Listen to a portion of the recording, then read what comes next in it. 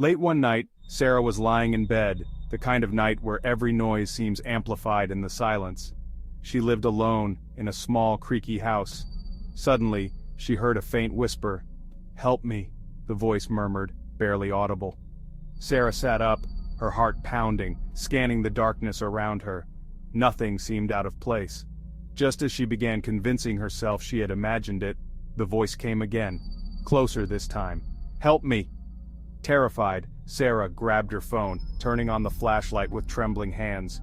She shone the light around her room, the beam cutting through the oppressive darkness. That's when she noticed her closet door, slightly ajar.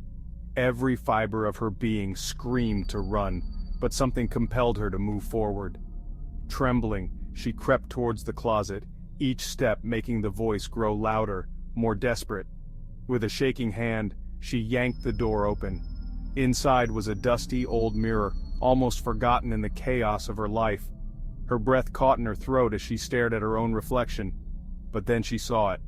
A pale figure standing behind her in the reflection, its eyes hollow, its mouth moving. "I found you," it whispered, its voice echoing in her ears. Sarah's blood ran cold as she spun around, but the room was empty. She turned back to the mirror and the figure was gone, as if it had never been there. Was it a dream, a trick of the light, or had something truly otherworldly found its way into her home? From that night on, Sarah never felt alone again. The whispers continued, always coming from the shadows, always just out of reach. And she knew deep down that the figure in the mirror was always watching. So, the next time you hear a whisper in the dead of night, remember Sarah's story. Not everything that goes bump in the night is just your imagination. Stay safe and sleep tight.